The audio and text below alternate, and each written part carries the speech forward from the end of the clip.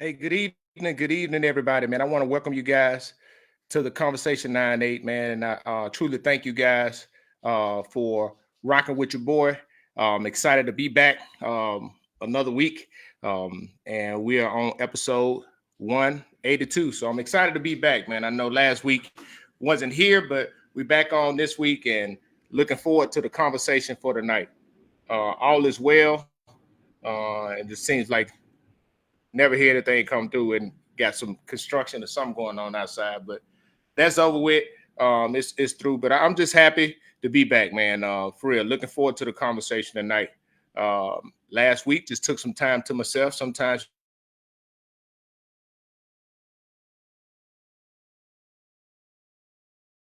you got to do that, and hey, I'm back this week, and I look forward to chatting it up. The conversation tonight, the subject tonight, I think, is a good subject. I think it's a subject that's relevant and something that came to me earlier in the week, and I felt very strongly led to discuss it.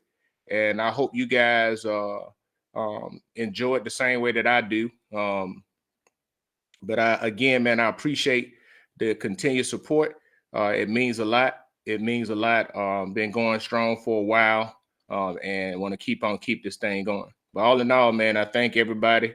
Um, Look forward to make sure you let me know where you're tuning in from.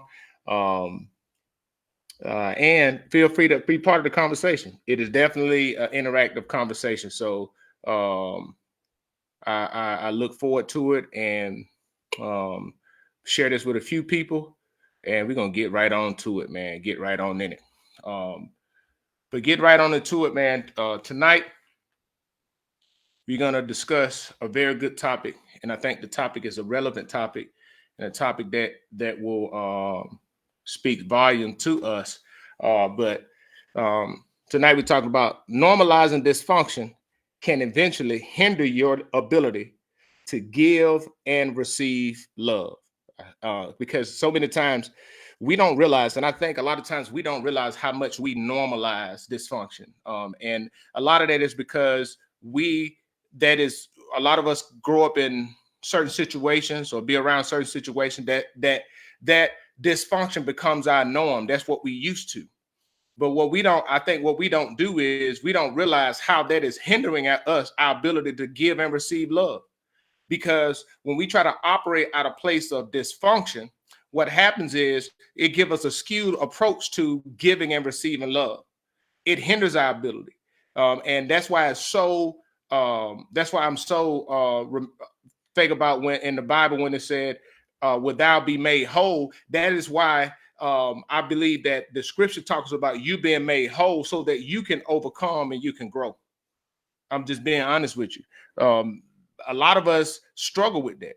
A lot of us really struggle with that. And one thing that people don't like to talk about is um, people don't like to talk about their trauma or the things that they came up with because it's normalized for them. And what I mean by normalized is, oh, that's just the way I grew up and I came out good. And a lot of people like, oh, it didn't hurt me. But in a lot of ways it did. In a lot of ways, it really skewed your point of view on how you give and receive love. And we go through life hoping somebody else would cater to that, but that's not normal. And when you start talking about love, it is you approach love from the perspective of the reason why a lot of people struggle with giving and receiving love when they normalize dysfunction is they struggle with giving and receiving love because their version of love is always catered to them getting an advantage or it protecting them. And they want something to cater to them to protect them emotionally, while at the same time giving them a false sense of assurance, but at the expense of the other person. And that's why they end up struggling. It hinder their ability to give and receive love. It does. They struggle with that, and a lot of them struggle with that because I mean, it's true. I mean, we have and it's evident, but we have many people who, in their mind, have convinced themselves to simply survive and get along and not be bogged down. But they convinced themselves that the how they grew up or what they came through, the level of dysfunction was okay. And they do that because their point of reference is that's all they know. And what happens is with many of them, they tend to stay in those environments. But I'm talking especially those that leave that environment and they can see some other examples.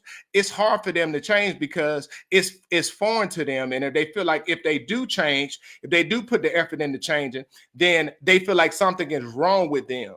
But it's not something that's wrong with them. You're just being exposed to a better way. And when you embrace that better way helps you later on so that you can grow and give and receive love. And a lot of us, what happens is we end up just staying where we at and trying to love from a dysfunctional place. We try to love from a dysfunctional place, and that's not a good space. That right there is not a good space to be in. I promise you it's not.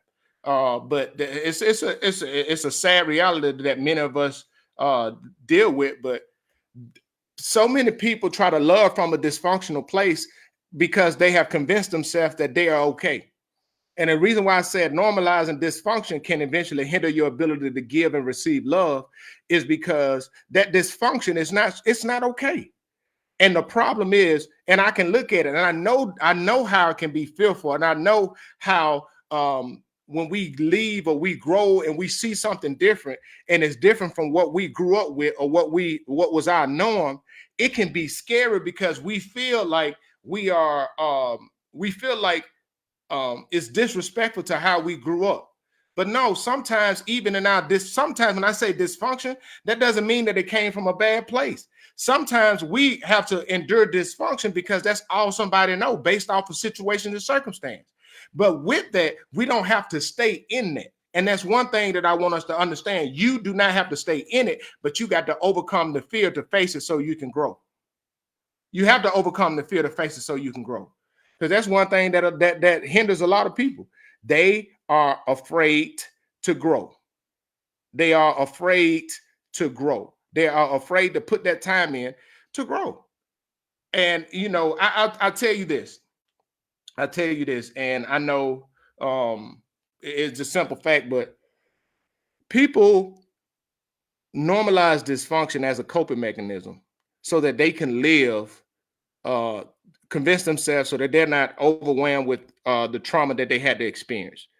And it's almost like it's a subconscious way of suppressing it. And because that's all you know, then what happens is those same people be like, oh, I'm good. But they struggle in relationships. They struggle to give and receive love. It hinders them to their ability to give and receive love.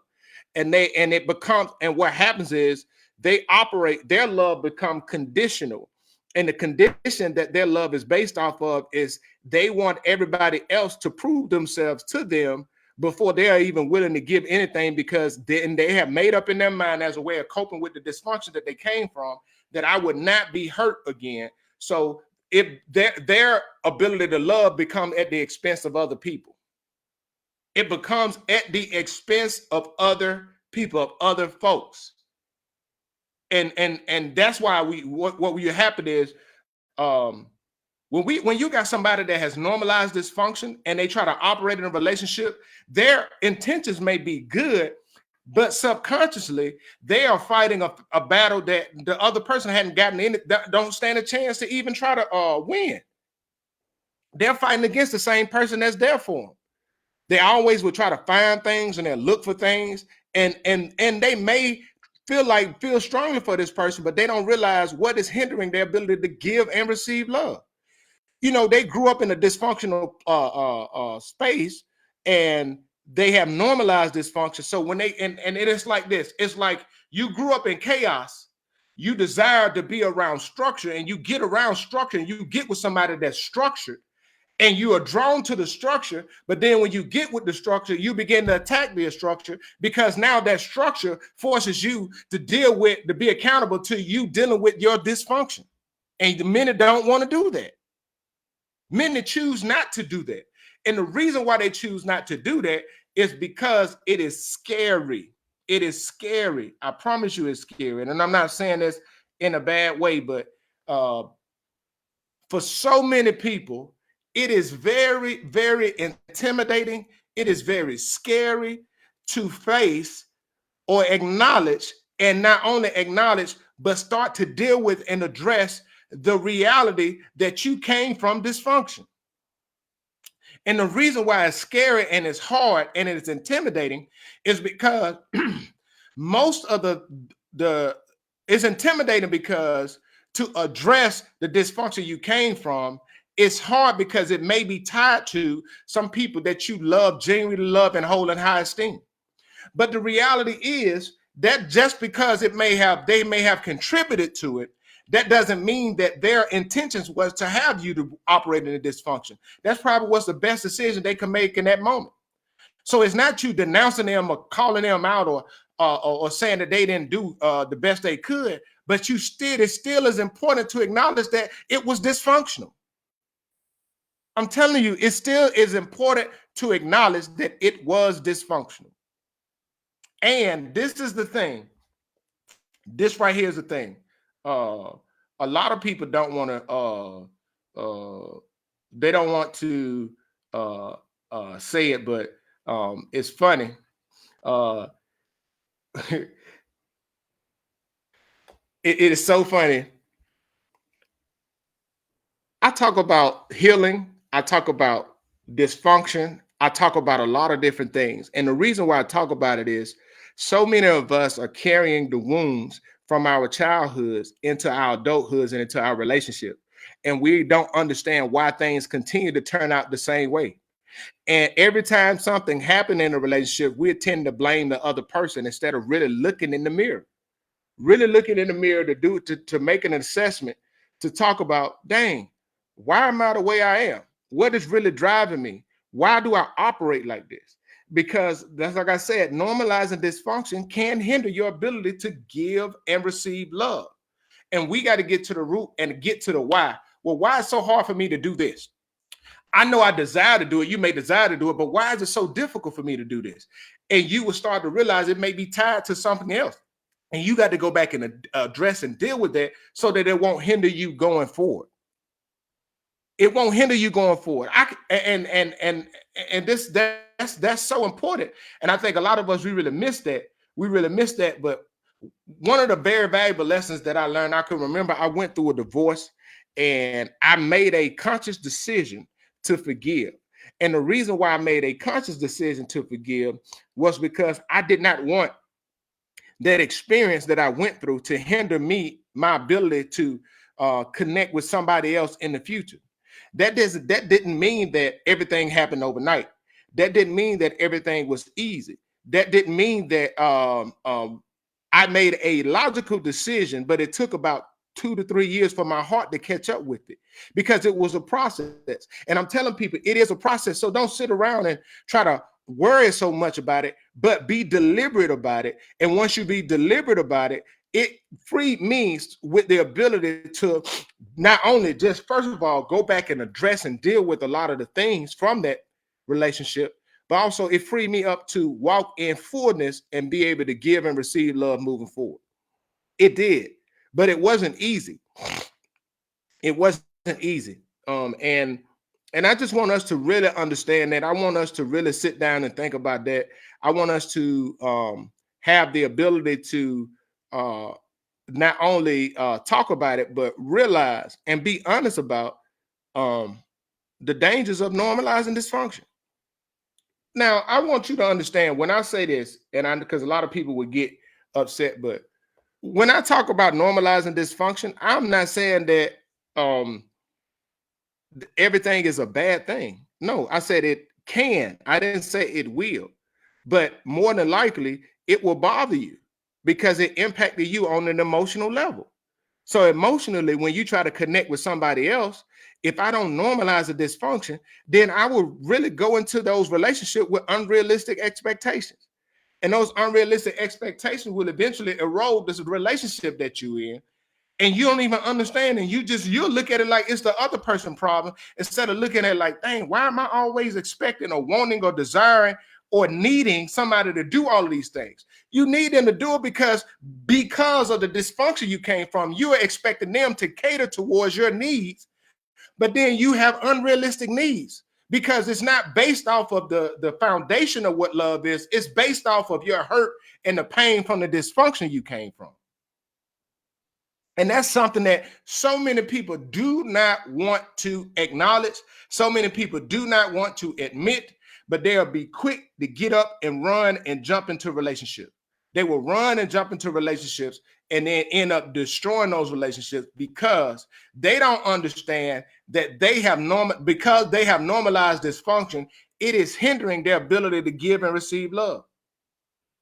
I'm just telling you. That's why listen, one of the main reasons, and I want people to sit down and think about this. But one of the main reasons you see some crazy stuff like people be like, oh, well, they too boring, or I need them to cheat on me, or I need this drama, whatever.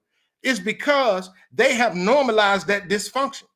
To them, that is what a relationship is supposed to be like, not you being there, not you being consistent, not you being considerate, not you being caring. To them, they interpret you dogging them out, cursing them out, womanizing other people, or running out on them as that's you loving me, so that they can go and fight and do all this crazy stuff. But in their mind, they have that became normalized, and that is an example of how normalizing that level of dysfunction can and will hinder your ability to give and receive love, because that's not love. You want to project dysfunction. And you run good people away because you have the inability to adjust, because you are afraid, because that's all you know. And it's a sad thing. It's a sad thing. You see it all the time. You see it all the time. And the funny thing is, one of the biggest thing with it is, people that come from dysfunctional, when you're talking about relationships, they tend to want the opposite. They desire the very thing that they didn't have. They grew up in an unstable environment. They tend to desire people that comes from stability. But once they get with them, what ends up happening is either they can adjust and learn from it, but a lot of times what happens is those same people will begin to attack the very thing that they was drawn to, because it forced them, that stability holds them accountable to deal with their dysfunction. And many of them don't want to do that. Many of them refuse to want to do that. Many of them refuse to deal with it because they begin to identify by it, because it became a comfort zone for them. And by it becoming a comfort zone for them, they just want to operate in it because it forces them, or it gives them the space for them not to be accountable and deal with themselves. And they don't realize that operating in that will eventually erode your ability to give and receive love. And the sad truth is, many of them won't even recognize until it's too late that they are the ones that destroyed the potential good relationships that they could have in their lives. So I know that is something that many people don't really talk about, but that's something that I like to talk about. And not only that, though, when I say normalizing dysfunction, you know, we just have to be, and don't take that as we saying something wrong with us, man. Like a lot of people get too uber sensitive about that. I'm not saying there's something wrong with us. No, but you got to realize we talking about giving and receiving love and understanding what love is. Love is not trying to control, and I'll say that again, man. To truly understand the our ability to be hindered from giving and receiving love, we first got to discuss what love is. Love is genuine. Love is kind. Love is everything that we desire. Love doesn't seek control. Love seeks to serve. Love seeks to honor. Love seeks to consider.